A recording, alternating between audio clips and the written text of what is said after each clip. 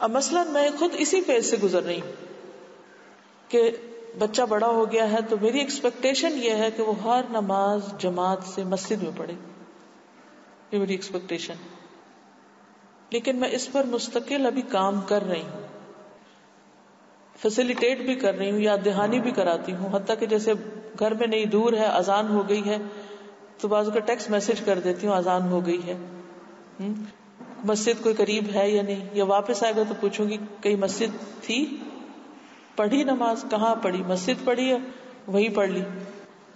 لیکن ساتھ ساتھ ہر تھوڑے عرصے کے بعد وہ حدیث سناتی ہوں، زبانی نہیں سناتی، سامنے رکھ کے بتاتی ہوں کہ جو مسجد میں جائے گا اس کو اتنا ثواب ملے گا، جو نہیں جائے گا اس کا یہ ثواب مائنس ہو جائے گا.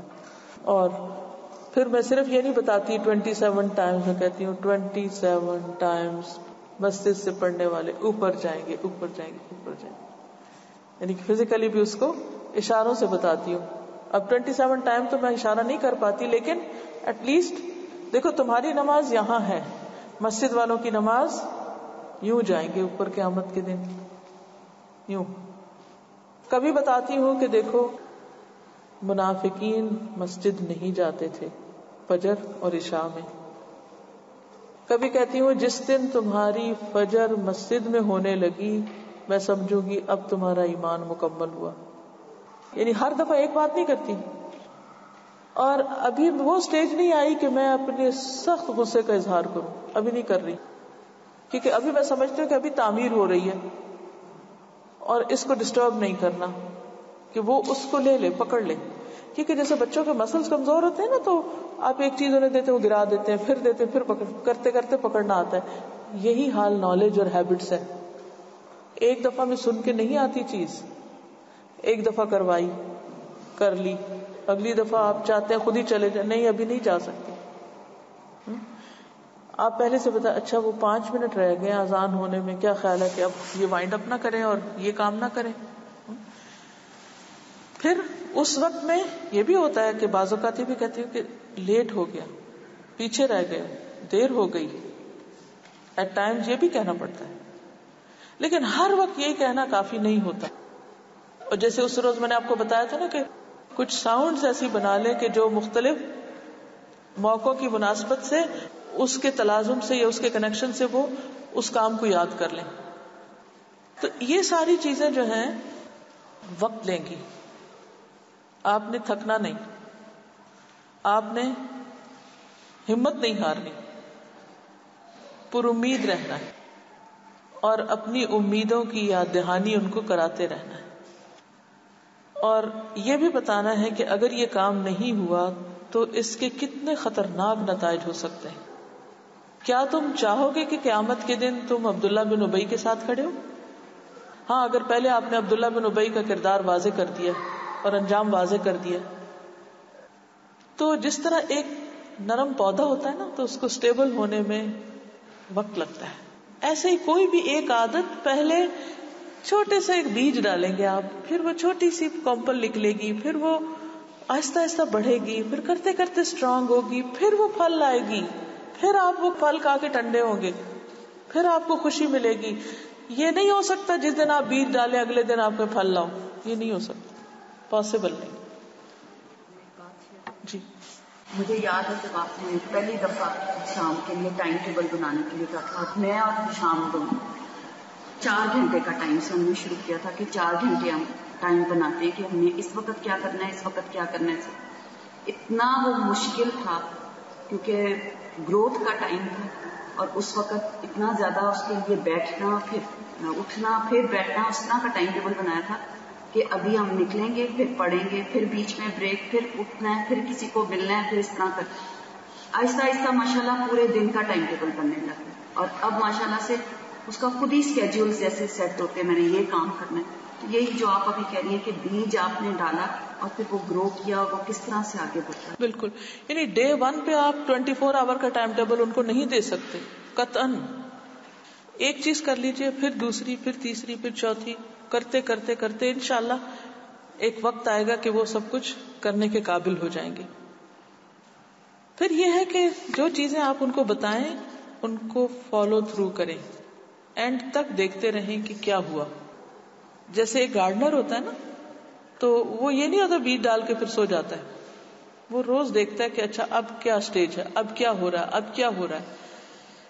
تو انشاءاللہ جب آپ اپنی ایکسپیکٹیشن بتا دیں گے اور پھر آپ اس کے بارے میں یاد دہانی کرائیں گے, پھر آپ اس کو تعریف کے ساتھ انعام اور ڈسکرپٹیو تعریف اور پھر نتائج کے بارے میں بتاتے رہیں گے کہ کرنے کا کیا فائدہ اور نہیں کرنے کا نقصان, تو انشاءاللہ ایک وقت آئے گا کہ وہ اپنے رویے تبدیل کریں گے. اس کے لیے ہمیشہ پر امید رہیے کہ تبدیلی ہوگی, یہ نہ کہیں یہ نہیں ہو سکتا. آپ نے کبھی منفی جملہ نہیں بولنا کہ یہ تو میرا بچہ ہوپلیس کیس ہے, یہ کبھی نہیں سدھر سکتا, یہ تو کہنا ہی نہیں. ضرور سدھرے گا انشاءاللہ, کیوں نہیں, کیونکہ اللہ تعالیٰ نے ان کو فطرت پر پیدا کیا ہے, اسلام پر پیدا کیا ہے, اطاعت پر پیدا کیا ہے, نافرمانی کے لیے پیدا نہیں کیا. یہ خیر ان کے اندر ہے. ہمارا ٹیسٹ ہے کہ ہم اس کو کس طرح باہر نکالتے ہیں اور کس طرح اس کو ان کے اندر پختہ کرتے ہیں. ماں کا اجر اسی لیے 3 گنا زیادہ ہے باپ کے مقابلے میں, درجہ اور مقام, کہ وہ محنت زیادہ کرتی. میں نہیں کہتی کہ یہ صرف آپ ہی کا کام ہے, آپ کے ہسبینڈز کو بھی اس میں ذمہ داری ادا کرنی ہے, نبھانی ہے, لیکن ان سے زیادہ آپ کی ذمہ داری. تو بہرحال یہ تھا پہلا حصہ. اب ہم دیکھیں گے کہ نبی صلی اللہ علیہ وسلم کی سنت میں ہمیں یہ رویے کس طرح ملتے ہیں, آپ کا طریقہ تربیت کیا تھا, کیونکہ آپ کو جو کام سپرد کیے گئے تھے وہ کیا تھا, یتلو علیہم آیاتہ ویزکیہم. تو یہ تزکیہ کس طرح کیا آپ نے, کیونکہ آپ سب سے کامیاب انسان ہیں. جو جنریشن آپ نے تیار کی اس جیسی کوئی جنریشن نہیں. وہ کون سے اصول تھے, وہ کون سے طریقے تھے, آپ کیا کرتے تھے اور ہمیں کیا کرنا ہے. ٹھیک ہے, ہم بات کر رہے تھے کہ والدین فیڈ بیک کے لیے فوری طور پر بےتاب ہو جاتے ہیں اور ہمت ہار جاتے ہیں کہ انہیں ان کی کوششوں کا بھرپور صلہ نہیں مل رہا. لیکن ایسا نہیں. بچوں کی تربیت ایک صبر آزما کام ہے, ایک مستقل مزاجی کے ساتھ کرنے والا کام ہے. اس لیے ہمیں مختلف طریقے آزماتے رہنا چاہیے, تعریف کے ساتھ ساتھ یاد دہانی بھی کراتے رہیں اور اپنی امیدیں بتا کر انہیں فرمانبرداری کا احساس دلاتے رہیں. تو انشاءاللہ ان کی نہ بھی ہاں میں بدل جائے گی اگر ہمارا منفی رویہ مثبت ہو گیا. پہلے ہمیں اپنی نہ کو ہاں میں بدلنا ہے, مسئلے کو امید میں بدلنا ہے, ان کو اعتماد دینا ہے, ٹائم دینا ہے اور صبر کے ساتھ ان کی ہمت افزائی کرتے رہنا ہے اور خود مایوسی کا شکار نہیں ہونا. تو بچوں کی تربیت میں صبر سے کام لینا چاہیے, یہ اہم ترین اصول ہے. ابن عمر رضی اللہ عنہ فرماتے ہیں کہ رسول اللہ صلی اللہ علیہ وسلم نے فرمایا, جو مومن لوگوں سے میل جول رکھے اور ان کی ایذاؤں پر صبر کرے اسے زیادہ ثواب ہوتا ہے اس مومن کی نسبت جو لوگوں سے میل جول نہ رکھے اور ان کی ایذا پر صبر نہ کرے. یعنی بجائے اس کے کہ آپ اپنے بچوں کو ابینڈن کر دیں یا اپنے بچوں سے بول چال بند کر دیں یا ان سے تعلق واسطہ کم کر دیں اور ان سے مایوس ہو کر ان کو ان کے حال پہ چھوڑ دیں کہ میں یہ سب دیکھ نہیں سکتی, ان کی بدتمیزی بد اخلاقی, اس لیے اب یہ جو جی چاہے کرے. اس کی بجائے آپ صبر سے کام لیتے ہوئے ان کی طرف سے پہنچنے والی تکلیفوں کو برداشت کرتے رہیں اور تربیت سے کبھی بھی مایوس نہ ہوں, کیونکہ جتنی بھی تکلیف آپ برداشت کریں گے اس پر آپ کے لیے اجر ہی اجر ہے. پھر اسی طرح مومن وہ نہیں کہ جو صرف صلہ ملنے پر کام کرے. یاد رکھیے, مومن دنیا میں نتیجے کی پرواہ کیے بغیر کام کرتا ہے. اگر آپ کی کوشش کے باوجود بھی بچے نہیں سنورے, وہ نہیں ٹھیک ہوئے, یا جس سے آپ احسان کر رہے ہیں وہ نہیں اس کا رویہ تبدیل ہوا, چاہے وہ آپ کا شوہر ہے یا بہن بھائی یا کوئی بھی, تو بھی آپ اپنا کام نہیں چھوڑیں گے, اپنی طرف سے بھلائی کرتے رہیں گے مرتے دم تک کوشش جاری رکھیں گے. نبی صلی اللہ علیہ وسلم نے فرمایا کسی کام کا بدلہ دینا صلہ رحمی نہیں، بلکہ صلہ رحمی کرنے والا وہ ہے کہ جب اس کے ساتھ صلہ رحمی کا معاملہ نہ بھی کیا جا رہا ہو تب بھی وہ صلہ رحمی کرے.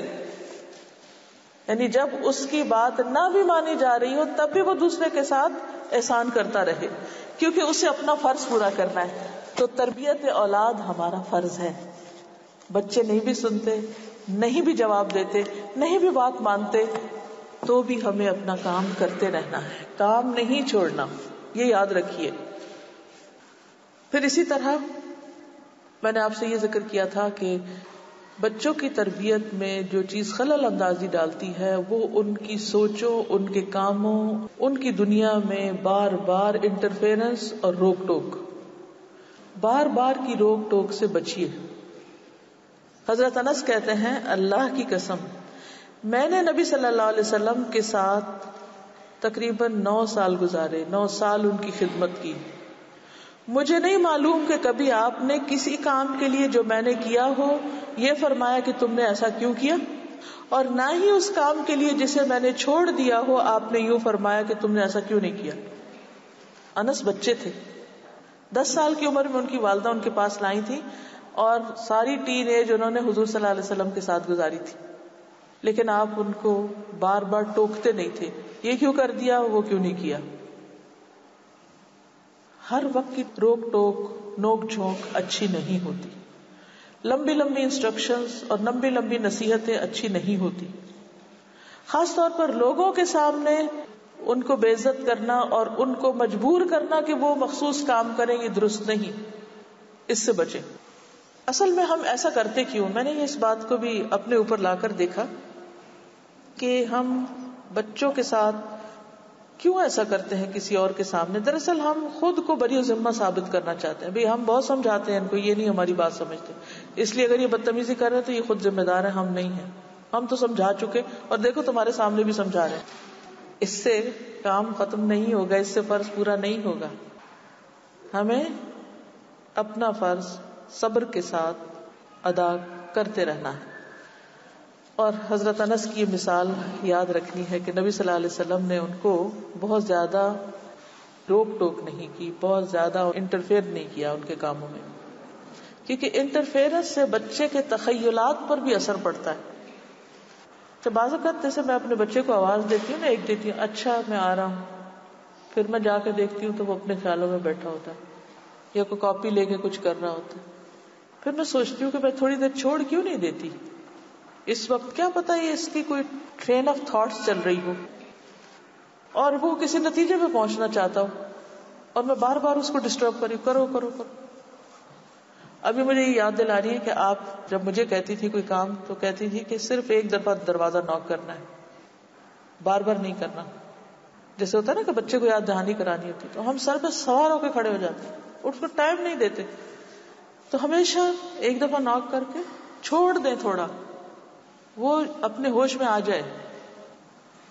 کیونکہ اکثر ایسا ہوتا ہے نا بچے اٹھتے تو خواب سنانے لگتے، ماما آپ نے میرا خواب ڈسٹرب کر دیا، میں ایک ڈریم دیکھ رہا تھا اور آپ نے دروازہ ناک کر دیا.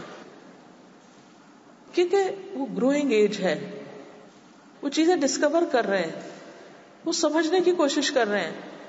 ان کا امیجنیشن ہم سے کہیں زیادہ ہوتا ہے، ان کی اپنی ایک ڈریم ورلڈ ہوتی ہے. اور ہم جبر کر کر کے ان کی کریٹیوٹی مار دیتے ہیں، ان کے تخیل میں اتنا ڈسٹربنس کرتے ہیں کہ وہ کسی نتیجے پہ نہیں پہنچ پاتے. لہذا وہ زندگی کے ہر کام میں ان کے بریک آ جاتی ہے، وہ کمپلیٹ نہیں کرتے پھر، کیونکہ ہم نے خود ہی اتنی رکاوٹیں ڈالی ہیں، وہ بیچارے کیا کریں. اس عادت سے ہم کو باز آنا ہوگا. واچ کریں، نگرانی کریں، ٹائم دیں، لمٹ سیٹ کریں، لیکن ایک دفعہ ان کو لمٹ سیٹ کرنے کے بعد آزادی دے دیں کہ بھئی یہ 5 گز لمبی رسی ہے، اس کے اندر رہو، باہر نہیں جانا، بس رہو، اچھلو کودو کھیلو، جو کرنا کرو. ٹائم اور لمٹ سیٹ کر دیں. یہ جگہ، اتنا وقت، زمان اور مکان دونوں چیزیں. یہاں تک جانے کی اجازت ہے، اس سے آگے نہیں ہے. اتنی دیر کے لیے اجازت ہے، اس سے زیادہ کی نہیں ہے. لیکن جب آپ ان کو اتنا حصہ دے دیں نا، پھر ایک ایک پیسے کا حساب نہ لیں. اچھا بعض اوقات ہم ان کو عیدی دے دیتے ہیں یا ان کو کوئی پیسے دے دیتے ہیں یا ان کو کوئی چیز دے دیتے ہیں، پھر ہم پوچھتے ہیں اچھا پھر اس کا کیا کیا، اچھا پھر یہ کیا کیا، پھر وہ کیا کیا، پھر بھی چھوڑ دو. جتنا وہ شیئر کرے ٹھیک ہے، لیکن پھر ایک ایک چیز کی مین میخ نہیں نکالنی چاہیے، کیونکہ اس سے کیا ظاہر ہوتا ہے کسی کوئی ٹرسٹ نہیں کر رہا. مثلا آپ بچے کو کہتے بیٹا وضو کر کے مسجد جاؤ، وہ کہتے ہم مسجد میں ہی کر لیں گے. ہوتا نا ایسے کئی دفعہ.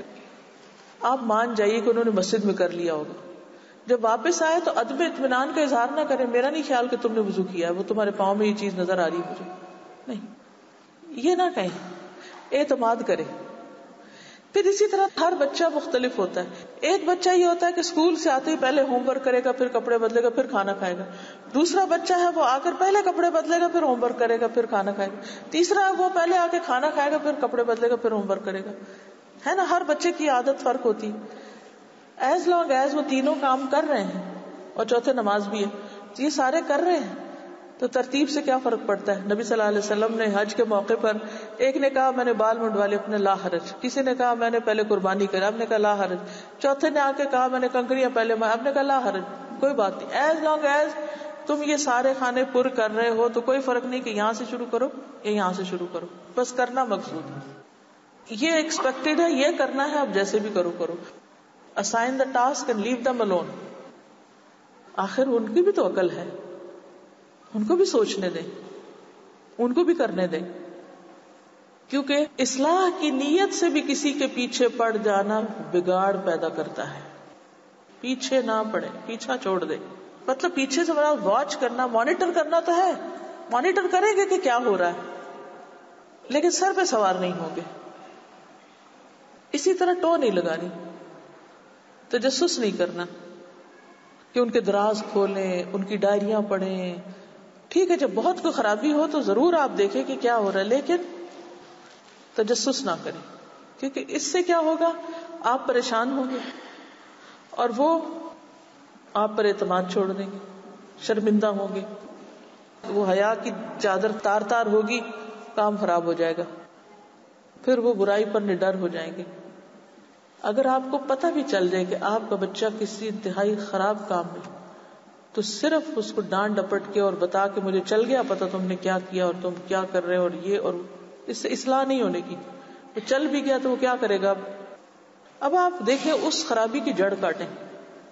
مثلا آپ کو پتہ چلے اس نے جھوٹ بولا ہے. اب ایک طریقہ یہ کہ آپ کہیں مجھے پتہ ہے تم جھوٹ بول رہے ہو، تم جھوٹے ہو، تم جھوٹ بول رہے ہو، یہ نہیں کہنا آپ نے. آپ کو پتہ چل گیا کہ اس نے بات غلط کی، اب آپ بالکل ظاہر نہ کریں کہ آپ کو پتہ چل گیا. اب آپ اس کو حکمت کے ساتھ جھوٹ کی خرابی بتائیں کہ جھوٹ بولنا کتنی بری بات ہے، اور اس کو نہیں پتا کہ آپ کو پتا ہے کہ اس نے جھوٹ بولا ہے. لیکن جب آپ اس کو چاروں طرف سے گھیر لیں گے نا کہ یہ جھوٹ ہے اور جھوٹ کا انجام یہ ہوگا اور اس کا نقصان یہ ہے، ایسا ہے، ویسا ہے، ویسا ہے، پھر یہ ساری مرم پٹی کر کے نا پھر آپ اس کو چھوڑ دیں. پھر کچھ عرصے کے بعد پھر مانیٹر کریں کہ کیا وہ عادت گئی کہ نہیں گئی. پھر آپ دیکھتے ہیں کہ ابھی بھی نہیں گئی، پھر کوئی اور طریقہ اختیار کریں. جب تک اس کو اس برائی کے بارے میں خود نفرت نہیں ہو جاتی، آپ حقیقت میں جھوٹ نہیں چھڑا پائے. صرف یہ کہنا کافی نہیں کہ جھوٹ بولنا بری بات ہے. اب مثلا یہ حدیث انتہائی مؤثر ہے کہ جو شخص جھوٹ بولے، وعدہ خلافی کرے، خیانت کرے، وہ پکا منافق ہے، خواہ وہ نماز پڑھے اور روزہ رکھے. کتنی سخت حدیث ہے. اب یہ اس وقت آپ نہیں سنائیں گے جب بچے نے جھوٹ بولا، آپ اس سے الگ بتائیں گے اور اس سے پہلے یہ بتائیں گے منافق کون ہوتا ہے اور اس کے ساتھ یہ بتائیں گے منافق کا انجام کیا ہوتا ہے، تب یہ حدیث اس کے اوپر اثر کرے گی. آپ خالی لفظوں سے نہیں سکھا سکتے، اسے ریلیٹ کریں ان کی لائف کے ساتھ کہ کہاں تک پہنچاتی ہے یہ چیز. اب مثلا منافق کا انجام کیا ہے، کوئی جہنم کے سب سے نچلے گڑھے میں ہوگا. جنرلی ٹاک کریں کہ منافق جو ڈبل سٹینڈرڈز ہوتے ہیں جن کے یا دوہرے رویے ہوتے ہیں، ان کا نقصان یہ. اب جب وہ دیکھیں گے کہ اچھا سب سے نچلے گڑھے میں، تو ایک دن جب میں یہ بات کری تو میرا بیٹا کہتا کہ اس سے کیا فرق پڑتا ہے، جب کوئی جہنم میں چلا ہی گیا، اوپر جائے یا نیچے جائے، چلا ہی گیا نا. میں نے کہا نہیں، اس سے بہت بڑا فرق پڑتا ہے. پھر میں نے اسے مختلف چیزوں سے ایکسپلین کیا کہ دیکھو تم نیچے اور تمہارے اوپر کوئی اور چڑھ جائے، اس کے اوپر کوئی اور اس کے اوپر تو فرق پڑے گا یا نہیں. تو آپ دیکھو کہ جو سب سے نچلے گڑھے میں ہوں گے، اس کے اوپر ان کو تو کوئی روشنی بھی نظر نہیں آئے گی، ان کو تو سانس بھی نہیں آئے گا. ایسا بھیانک منظر پیش کرے کہ وہ کہے واقعی نچلا گڑھا بہت ہی برا گڑھا ہے. پھر اس کو آپ جا کے بتائیں کہ جھوٹ منافقت کی طرف لے جاتا ہے اور منافقت جہنم میں لے جاتی ہے، جہنم کے بھی سب سے نچلے والے گڑھے. پھر اسے سمجھ آئے گی کہ جھوٹ بولنا کیوں برا ہے. لیکن اگر آپ اس کو صرف یہ کہیں جھوٹ نہ بولنا اللہ تعالیٰ جہنم میں پھینکیں گے، یہ نہیں کافی. ہم خالی یہ اسٹیٹمنٹ دہرا دیتے ہیں اور بات ختم کر دیتے اور اس کو سمجھ ہی نہیں آتی کہا کیا آپ نے. بس اس کو یہ ضرور سمجھ آ جاتی کہ اللہ تعالیٰ جہنم میں ڈالتے ہیں. بس وہ یہ امیجن کر لیتا ہے کہ اللہ تعالیٰ کو بہت سخت چیز ہے، لہٰذا جب کوئی اور حکم آپ سناتے ہیں اللہ تعالیٰ کا، اچھا وہ جو جہنم میں ڈالتے ہیں. فرما برداری اللہ کی اگر آپ سکھانا چاہتے ہیں تو صرف ایک ڈر اور خوف سے نہیں کروا سکتے. اس لیے بہت کیئرفل ہوں کہ آپ کس طرح کسی چیز کو پیش کر رہے ہیں، سکھا کیسے رہے ہیں، بغیر محسوس کرائے، بغیر شرمندہ کیے، بغیر بے عزت کیے، اور بہت لمبی باتیں بھی نہیں. تھوڑی سی کی پھر ہٹ گئے، تھوڑی سی کی پھر ہٹ گئے، اس رخ سے کی پھر ہٹ گئے، ادھر سے کی پھر ہٹ گئے، ادھر سے کی پھر ہٹ گئے. ایک دن میں نے اپنے بیٹے سے کہا کہ میں تمہیں کسی بات کے لیے مجبور نہیں کروں گی. کہتی بالکل آپ واقعی نہیں مجبور کرتی، لیکن آپ یہاں سے آتی ہیں، یوں آتی ہیں، پھر بندے کو کرنا ہی پڑتا ہے. تو اس سے میں نے اندازہ لگایا کہ جو ہم طریقے کرتے وہ بھی ان کو سب سمجھ آتے ہیں. تو میں نے کہا بیٹا جو اللہ نے کہا وہ تو کرنا ہی ہے نا، وہ تو کرنا ہی ہے نا، انڈرسٹوڈ ہے. کہتے ہیں ہاں واقعی کرنا تو ہے. تو میں نے کہا پھر میں اگر تمہیں یہاں سے پکڑوں گی تم نہیں کرو گے، تو جب ادھر سے لاتی ہوں تو پھر تم گھیرے جاتے. تو آپ نے گھیرنا ہی ہے نا، گھیرنا ہے، سراؤنڈ کرنا ہے کہ وہ شیطان کے ہاتھ نہ چڑھیں، نقصان میں نہ جائیں. پروٹیکٹ کر رہے ہیں نا یوں بھی. تو وہ پروٹیکشن دینے میں آپ کو پتہ نہیں بہت لمبا راستہ ہے، لمبا. پھر آپ جا کے وہ دروازہ بند کرتے ہیں کہ نہیں ادھر نہیں جانا. ساری پین آپ کو خود لینی پڑتی. اور ایک کیا ہے کہ وہاں سے پکڑا اور گھسیٹا، یہ کرنا اور یہ پش کیا، یہ کرو اور یہ نہیں کرو. بہت آسان ہے، نہیں کرنا ہی کرنا ہے تمہیں، اس سے نہیں ہوتا. تو پھر ہم اور ہمارے بچے، ہم ورک کریں گے اپنے اوپر تو بچوں کے اوپر کر پائیں گے. پھر یہ کہ بچوں پہ طاقت کے مطابق بوجھ ڈالیں. اگر وہ بیمار ہیں، وہ کمزور ہیں، وہ چھوٹے ہیں، اتنی بڑی ایکسپیکٹیشن رکھ بیٹھتے ہیں کہ بس وہ بےچارے. اب دیکھیں کہ چھوٹے چھوٹے بچے ہوتے کتنے بھاری بھاری بستے ہوتے ہیں بعض اسکولوں میں، ان کی کمریں دوری ہو جاتی ہیں اتنے بڑے بڑے سیچل اٹھا کے. تو جب اللہ نے کسی کے اوپر اس کی وسعت سے بڑھ کے بوجھ نہیں ڈالا تو ہم کیوں ڈالتے ہیں؟ فاتقوا اللہ ما استطعتم، اللہ سے ڈرو جتنی تم میں استطاعت ہے. لا یکلف اللہ نفسا الا وسعها. تو ایسا کام نہ کہیں کہ جو ان کے ہمت سے باہر ہو. نبی صلی اللہ علیہ وسلم نے فرمایا کہ میں اپنی امت کے لیے اگر اس چیز کو شاق نہ سمجھتا تو ہر نماز کے ساتھ مسواک کا حکم دیتا. یہ میں نے دیکھا کہ تمہارے لیے بوجھ ہو جائے گا تو اس لیے میں تمہیں حکم نہیں دے رہا. لیکن یہ کہہ کے چھوڑ دیا اور ساتھ اتنی فضیلتیں مسواک کی بتائی کہ وہ شاق بھی ہو تو ہم کہتے ہیں نہیں کر ہی لیں کسی طرح. پھر اٹھا ہی لیتے ہیں جب وضو کرنے جاتے ہیں تو کہتے ہیں کچھ کر ہی لیں کیونکہ نماز کا اجر اتنے گنا بڑھ جائے گا. تو اس طریقے سے ہم ان کو کسی مشقت میں نہ ڈالیں کہ جو وہ کر نہ سکے. جو سبجیکٹ ان کے انٹرسٹ کا نہیں وہ ان کو زبردستی پڑھانے کی کوشش نہ کریں. اب مثلا بعض بچوں کو سائنس سبجیکٹ بالکل پسند نہیں ہوتے لیکن ان کو پڑھنے ہوتے ہیں تبھی وہ جا کے اپنا ہائی اسکول کمپلیٹ کر سکتے ہیں. تو اب آپ نے ان میں یہ شوق پیدا کرنا ہے کہ دیکھو اس کے پڑھنے سے تمہیں کیا فائدہ ہوگا، اس کے پڑھنے سے تمہیں کیا باتیں پتہ چلیں گی. ٹھیک ہے تم آگے نہیں پڑھنا لیکن اس لیول تک پڑھ لو، کیونکہ اگر کوئی تم سے بات کرے گا تو تم تو بدھو بن کے بیٹھے رہے، تمہیں سمجھ نہیں آئے گی کہ کیا بات ہو رہی. تو تمہیں پتہ تو ہونا چاہیے. ٹھیک ہے تم اس کو اپنا پروفیشن نہیں بناؤ لیکن ایٹ لیسٹ جان تو لو کہ یہ کیا چیز ہے. مثال کے طور پر یعنی اس کو اس طریقے سے سمجھائیں کہ اس کے لیے مشکل آسان ہو جائے، جو کام وہ نہیں کرنا چاہتا وہ کر پائے. اس کو اس طرح سے ایکسپلین کریں یا اس کو فیسیلیٹیٹ کریں یا اس کو سمجھائیں. پھر اسی طرح ایک وقت میں ایک رویے کی اصلاح کریں. مثلا ایک سینٹینس میں یا ایک وقت میں اتنی تقریر نہ کریں تم نماز بھی وقت پہ نہیں پڑھتے, تم قرآن بھی روز نہیں پڑھتے, تم فلانا بھی روز نہیں کرتے, تم یہ بھی نہیں کرتے, وہ بھی نہیں کرتے, نہ تم اپنا یونیفارم چینج کرتے, تم میں یہ بھی خراب. جب ہمیں غصہ آتا ہے نا پھر ہم اول سے آخر تک سب گنوا ڈالتے ہیں. اس کا کوئی فائدہ نہیں, کوئی فائدہ نہیں. اس صرف ہم اپنی انرجی ویسٹ کر رہے ہیں. اس انرجی کو کہیں اور لگائیے, صبر میں لگا لیجیے. ٹھیک ہے, one step at a time. ایک وقت میں ایک مسئلے کو حل کریں پہلے, جب وہ ذرا ٹھیک ہو جائے تو دوسرے پر آ جائیں. اور یہ بھی میں نے اپنے بچوں سے سیکھا. جب میں ایسی تقریر کرتی تھی, اچھا دیکھو میں جا رہی ہوں, تم نے میرے یہاں تک یہ کرنا, وہ کہتے ہمیں بھول گیا آپ نے کیا کہا, ہمیں ایسے یاد نہیں رہتا. میں کہتے اچھا لکھو یہ اور یہ اور یہ. پھر میں نے کہا کہ نہیں, بہتر ہے کہ میں خود اس کو چھوٹے حصوں میں بانٹوں, ایک وقت میں ایک چیز کر لو. وہ بچے بھی آسانی محسوس کرتے ہیں, ہلکے ہو جاتے ہیں. اچھا بس یہی کرنا ہے, او چھٹی, یہ تو ہم ابھی کر لیں گے, بات ختم. تو ان کے لیے آسانیاں پیدا کیجیے حتیٰ کہ وہ اٹھا پائیں. اب دیکھیں چھوٹے پودے پہ پھل کیوں نہیں لگتے, اسی نہیں لگتے نا, وہ بےچارے خود ہی گر جائیں گے.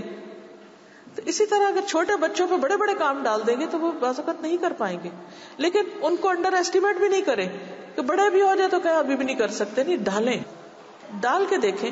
اب مثال کے طور پہ جب آپ کسی چیز پہ کچھ رکھنے لگتے, بوجھ ڈالنے, تو نیچے بھی دیکھتے نا کہ کتنا اٹھا لیا, اتنا, بس اتنا کافی, ہاں اتنا. تو کرتے ہوئے اندازہ بھی ہو جائے گا آپ کو.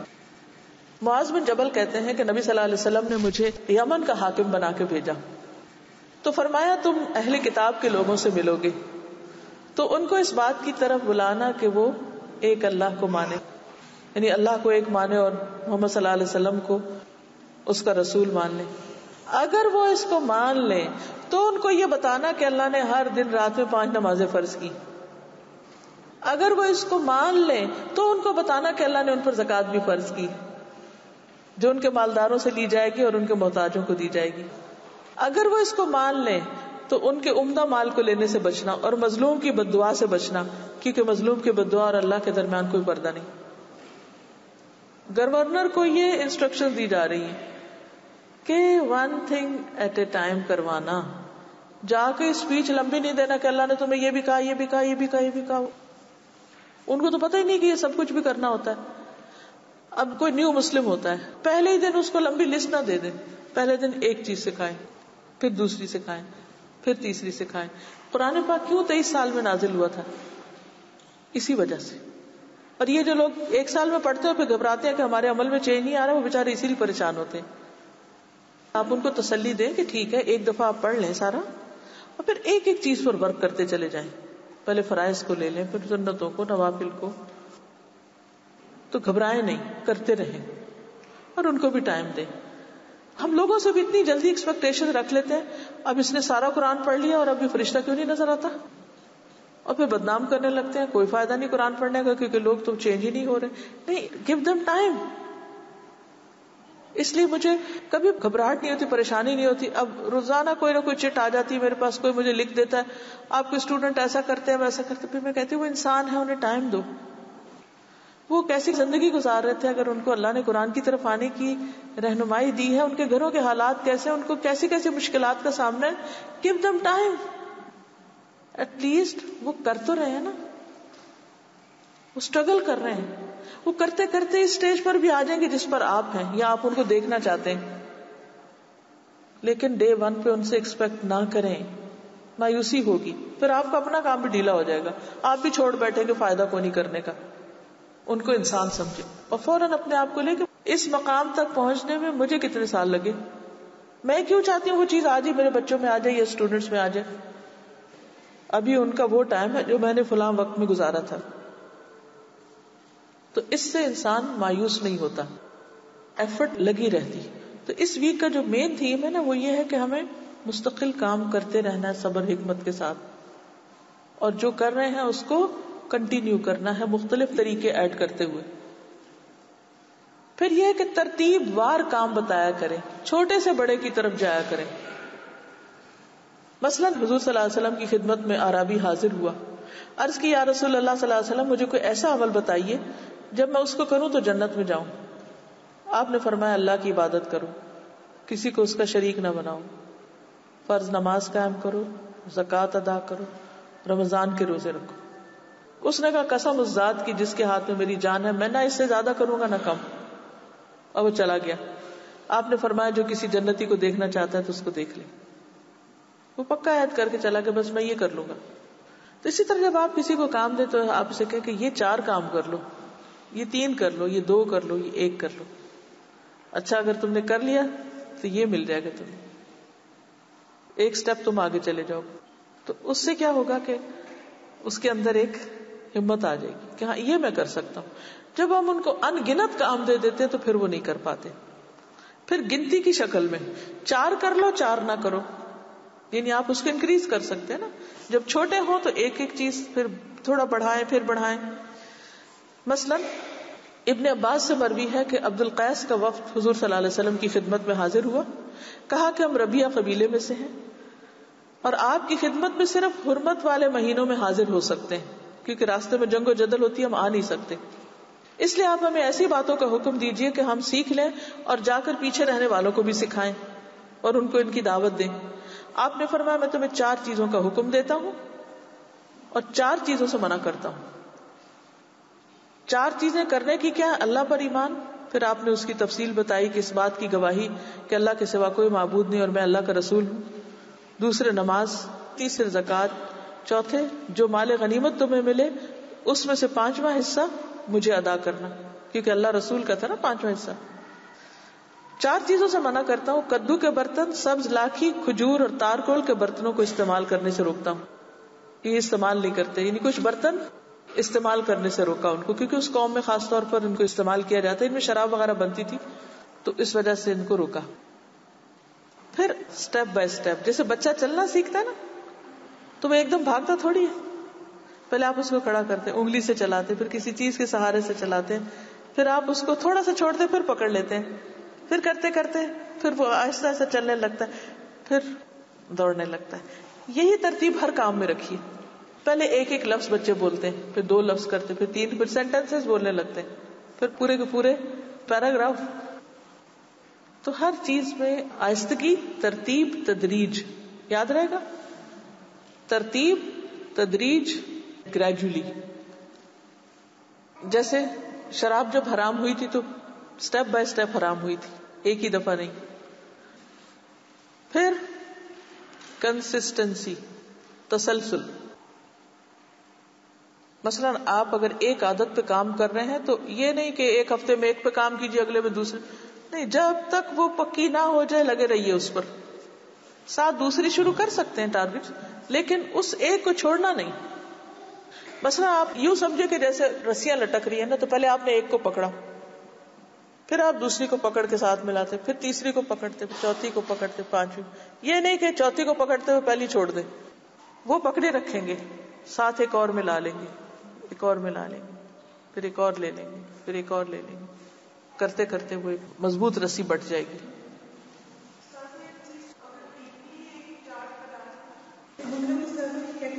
جو نماز وقت پہ پڑھے اس سے استعمال اور جو لیٹ ہو جائے اس کی سائڈ پہ استعمال. تو وہ بچوں کو بہت ایکسائٹمنٹ ہوتی ہے. پھر ہم کاؤنٹ کرتے تھے کہ اس ویک میں کس کے زیادہ ہیپی فیسز ہیں, کس کے سیڈ فیسز. تو ایسی ایکٹیویٹیز سے جیسے وہ بالکل, یہ واقعی بہت کام کی چیز ہے. میرے بچوں کے ابھی تک وہ چارٹ پڑے ہوئے بھی ہیں کہ جب وہ نماز سیکھ رہے تھے اور وہ ٹک کر رہے تھے اور پھر اس پہ ان کو انعام ملتا تھا. پھر ہم نے علیحدہ میں ایک صلاۃ ٹائم ڈائری بھی پرنٹ کروا لی تھی, کیونکہ یہ تجربہ بہت کامیاب ہوا تھا کہ ان کو یہ ہوتا تھا کہ ہم نے اپنی بس وہ ٹک لگانا ہے, چاہے وہ لیٹ پڑھیں یا قضا پڑھیں یا کچھ بھی, ٹک لگانا ہے. اور وہ کئی ہفتے تک جب وہ ٹک لگتا رہا اور وہ اپنا حساب خود کرتے رہے تو ان کی عادت بھی پکی ہوگی بائی دا ٹائم. تو ان کو ٹارگٹ دے کے خود سے خود پہ بھی ورک کرنے دیں کہ کیسے آپ نے اپنے ٹارگٹ میٹ کرنے, لیکن وہ کلیئر ہونے چاہیے, ایکسپیکٹیشنز کلیئر ہونی چاہیے. پھر آپ دیکھیے کہ اپنی طاقت کے مطابق کام کرنا. نبی صلی اللہ علیہ وسلم نے فرمایا کہ اللہ تعالیٰ کو وہ کام سب سے زیادہ پسند ہے جو عمل میں خواہ تھوڑا ہی ہو لیکن مسلسل ہو. حضرت عائشہ جب بھی کوئی عمل کرتی پھر اس کو اپنے لیے لازم کر لیتی. یعنی کوئی ایک عادت شروع کرتی پھر اس کو پکا کر لیتی، پھر دوسری شروع کرتی پھر اس کو پختہ کر لیتی. جیسے مسواک کرنے کی عادت ہے، آپ نے شروع کیا پھر بیچ میں چھوڑنا نہیں، پھر اس عادت کو پختہ کر لیا. پھر جیسے دائیں جوتا پہلے پہننا ہے، ایک سنت ہے، فالو کرنی ہے، اجر ہے اس پر. اب آپ میک شور کریں گے کہ ہمت کر کے اور انٹینشنلی آپ اس کو دائیں جوتے کو پہلے پہنیں گے، بچے کو بھی اسی طرح پہنائیں گے. تو پھر آپ نے مثلا بیٹھ کے پانی پینا ہے یا دائیں ہاتھ سے پینا ہے، کوئی بھی آپ نے سنت کرنی تو ایک چھوٹی سی سنت شروع کر لیں، پھر اس کے اوپر تسلسل کریں، پھر وہ پکی ہو جائے پھر ساتھ اور شروع کر لیں. بہت ساری چیزیں اکٹھی شروع نہیں کریں، گھبرا جائیں گے. حضرت عائشہ فرماتی ہے کہ رسول اللہ صلی اللہ علیہ وسلم کے پاس ایک چٹائی تھی اور آپ رات کو اس کا ایک حجرہ سا بنا لیتے تھے، پھر اس میں نماز پڑھتے تو صحابہ بھی ساتھ نماز پڑھنے لگے.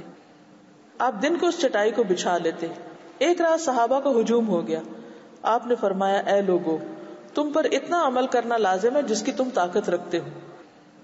اللہ ثواب دینے سے نہیں تھکتا، تم عمل کرنے سے تھک جاتے ہو. یعنی اچانک شروع کر کے پھر چھوڑنا نہیں. اللہ کے نزدیک پسندیدہ عمل وہ ہے جس پر دوام ہو، خواہ وہ تھوڑا ہی کیوں نہ ہو. اور آل محمد صلی اللہ علیہ وسلم کا بھی یہی معمول تھا کہ جب کوئی عمل کرتے تو مستقل مزاجی سے کرتے. تو ون ورڈ میں اس ویک کی تھیم کیا ہے؟ مستقل مزاجی. اور اتنا ہی کام کریں کہ جس کو آپ پھر مینٹین کر سکیں.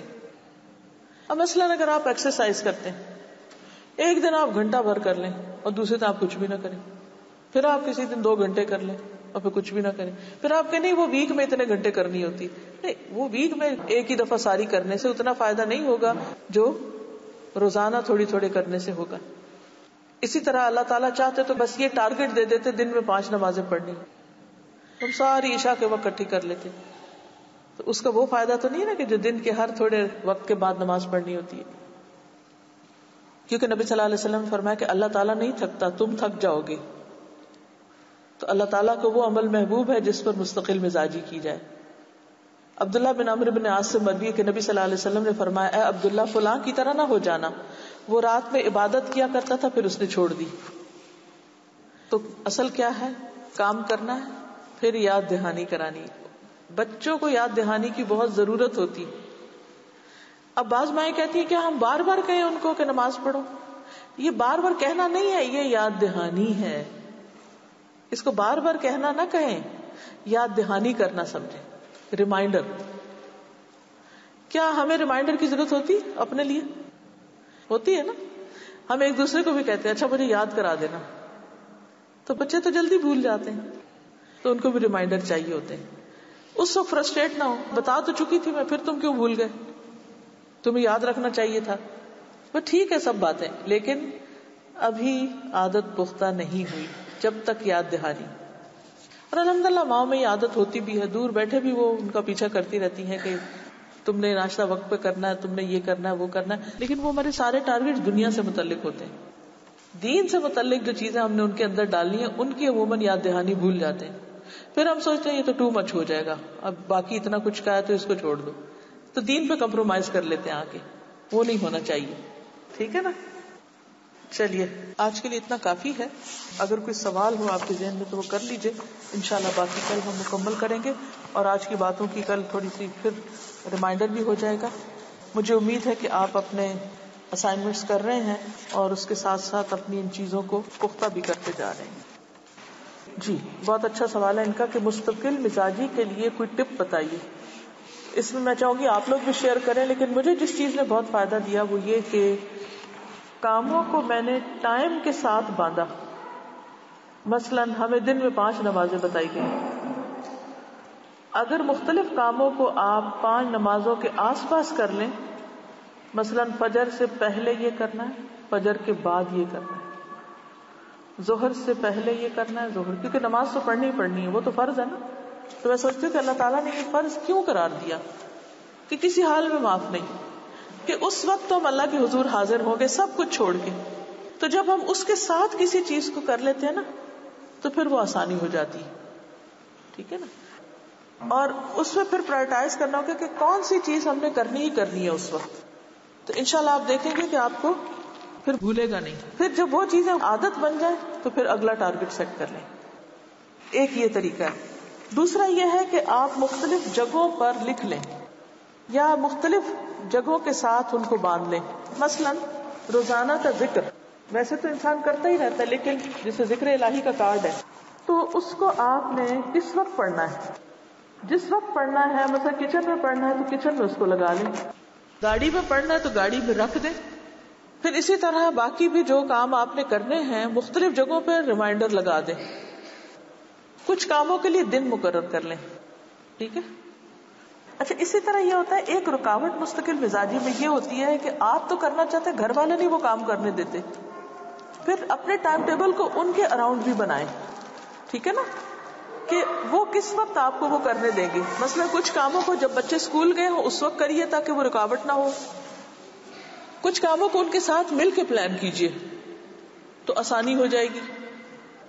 کچھ کاموں کے لیے دن مقرر کر لیجیے کہ مثلا جمعے کے دن یا جمعرات کی شام کو، ویکینڈ پر ہم یہ کام کیا کریں گے. مثلا کوئی آؤٹنگ ہے، کوئی ان کے ساتھ کھیل ہے آپ کا، کچھ بھی، اس کو بھی اتنی اہمیت دیجیے جتنی پھر آپ دوسری چیزوں کو دیتے ہیں. ہم کیا کرتے ہیں، بچوں کے ساتھ کیا ہوا وعدے کو ایک طرف پھینک دیتے اور باقی سارے کام اپنے نپٹاتے رہتے ہیں. اس سے پھر کام نہیں ہوتا. کوئی آپ میں سے ٹپ شیئر کرے گا کہ مختلف چیزوں کی عادت کیسے بنائیں اور مستقل مزاجی کے ساتھ کیسے کریں؟ جی ہاں، چیک لسٹ بنانے سے بہت فائدہ ہوتا ہے. مثلا یہ ہے کہ زندگی کے مختلف حصوں میں آپ کو مختلف کاموں کی، مختلف طرح کی ایکسرسائزز کی، مختلف طرح کی پریکٹسز کی، مختلف چیزیں سیکھنے کی ضرورت ہوتی. اب وہ جو ٹائم ٹیبل آپ نے 5 سال پہلے بنایا تھا وہ آج نہیں چلے گا. لہذا بدلتے ٹائم کے ساتھ جب کہیں چینج آئے تو جو ٹائم ٹیبل آپ بنائیں اس کی ترتیب اپنے پاس لکھ لیا کریں کہ مجھے صبح اٹھ کے یہ کرنا ہے، پھر یہ کرنا ہے، یہ کرنا ہے، یہ کرنا ہے، یہ کام کرنے، یعنی ٹاسک اپنے بنا لیں. پھر ان کو مختلف خانوں میں ڈال دیں اور پھر اس وقت میں اس کو کرنے کی کوشش کریں. جی آپ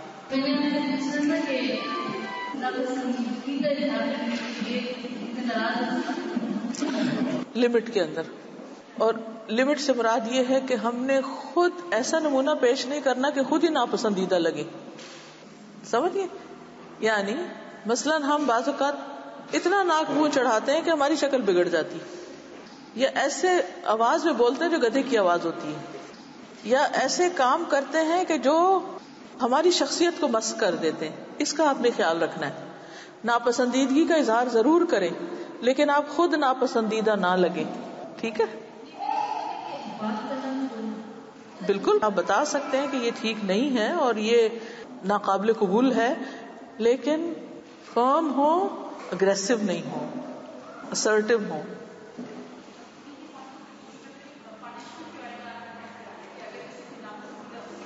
جی پہلے آپ سمجھا کے جب ایک وقت آئے تو آپ پنش کر سکتے ہیں، مگر پنشمنٹ ایسی نہ ہو کہ جس سے فائدے کی بجائے الٹا نقصان میں چلا جائے، ہارمفل نہ ہو. جیسے آپ صلی اللہ علیہ وسلم نے مارنے کی بات کی، بچے کو 10 سال سے پہلے مارنا نہیں چاہیے. اب یہ ہے کہ جب مارے بھی تو آپ نے فرمایا چہرے پہ نہیں مارو، ایسی جگہ نہیں مارو کہ نشان پڑے. پھر کیا ماریں گے آپ؟ ایسے ہلکا پھلکا ہی کچھ کریں گے نا، چمڑی نہیں ادھیڑ سکتے. یعنی پنشمنٹ کا بھی ایک لمٹ ہے. جی آپ فرمائیے. میں آپ کو میں نے اس کو دیکھ کے اور جہاں جہاں سپلیکیشن دیکھ سکتے تھے کبھی منٹ میں دیکھنا ہے تو اسی پہ لگا دی. So you know with this tip, alhamdulillah, I've done most of the supplication. So very good. اب جیسے ابھی تو اسٹیکر بھی ملتے ہیں اور یہ بہت ساری ٹیکنیکس آ گئی. جس ایج میں نے دعائیں سیکھی تھی اس وقت اسٹیکر وغیرہ نہیں اویلیبل تھے، تو میں نے کیا کیا کہ جیسے ہمارے برآمدے کے باہر ایک سنک لگا ہوتا تھا جس پہ ہم وضو کرتے تھے، تو اس کے ساتھ کی دیوار کے اوپر میں نے پینسل سے دعائیں لکھ دی اور پڑھتی رہی. جب وہ یاد ہو گئی تو پھر اس کو صاف کر دیا. تو کوئی بھی طریقہ آپ ایسا کر سکتے ہیں کہ جس سے آپ کو ریمائنڈر ہو کہ آپ وہاں پہنچے تو آپ کو یاد اوہ میں نے یہ پڑھنا ہے، اور پھر آپ پڑھ ہی لیں. پھر وہ کرتے کرتے یہ زبانی یاد ہو جائیں گی. ٹھیک ہے. جزاکم اللہ خیرا. سبحانک اللہم و بحمدک، نشہد ان لا الہ الا انت، نستغفرک و نتوب الیک. السلام علیکم و رحمۃ اللہ وبرکاتہ.